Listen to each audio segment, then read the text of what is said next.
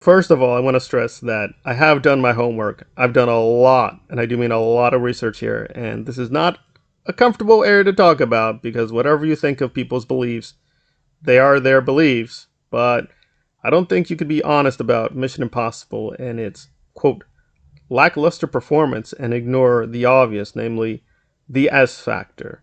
And I mean that in two senses: the Kevin Spacey issue and the way that what's going on with him and the legality, guilt, and so on and so forth, his scandals, and Scientology are relevant to Mission Impossible and Tom Cruise's kind of box office star and icon.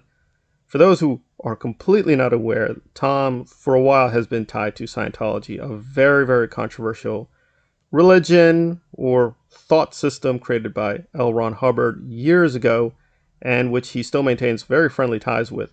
He does not, to be fair to him, ever really speak about Scientology explicit, at least in public.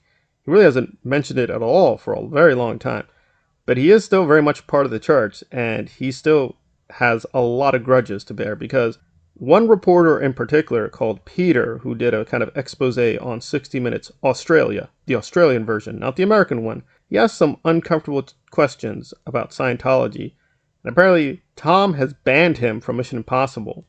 So this reporter, Peter, who, to be fair to Tom, has some ties to Nicole Kidman, apparently they know one another, he still holds a grudge of how he was addressed, and I think Tom thought he was being called a lunatic, and he did not take kindly, so Peter is banned from Mission Impossible and the red carpet. So even though the public may not really want to think about Tom and Scientology, clearly he's lost a huge part of the fandom, like a significant part of his audience.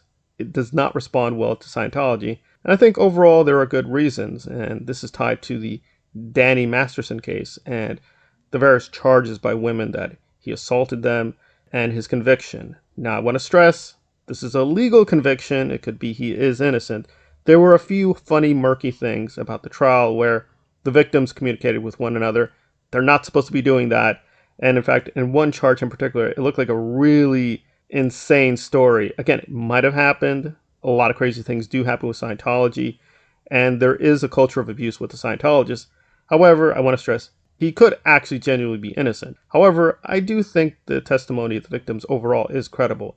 Because once you get into Scientology, you really can't escape that it is charged very credibly with doing a lot of crazy, insane things, from kidnapping to beatings to harassment to just really dogpiling critics to just going after people over and over again.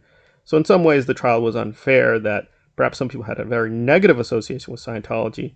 But you have to understand the context that for a while, especially in the 2000s, when Tom and John Travolta were very much a part of the church, it was booming and getting a lot of celebrity members, including Masterson. So in a lot of ways, this is just kind of counter-reaction to the earlier popularity of Scientology. Now, among, quote, normal people, the real numbers for it are pretty alarmingly low. It's probably like 20,000 real members, but the public relations say that it has 1 million plus members, and that Tom Cruise himself, literally, he himself has introduced 1 billion people to Scientology.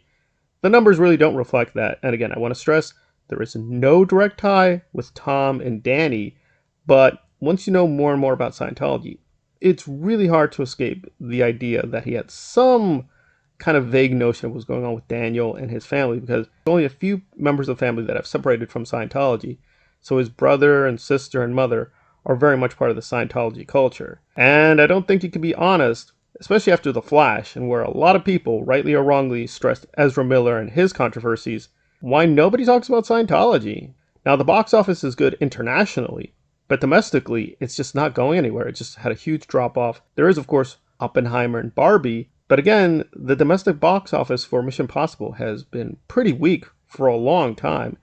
And so I think we're just going in a circle. It seems pretty obvious that, yeah, a huge part of the audience does not like Tom being associated with Scientology. And although he's careful not to be explicitly pro-Scientology anymore, he's never really separated himself from the church. So at least a part of the audience is always very iffy with him due to the Scientology issue, and the Masterson conviction, and now Kevin Spacey and his issues are going to revive a lot of memories.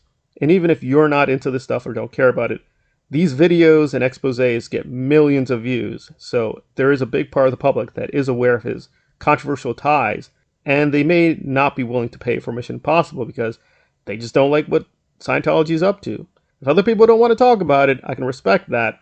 But I don't understand the same people that are talking about Flash and Ezra Miller and his alleged cultish connections with Tom Cruise and Mission Impossible. They don't talk about it. They don't want to talk about it, which is a very strange double standard in my eyes.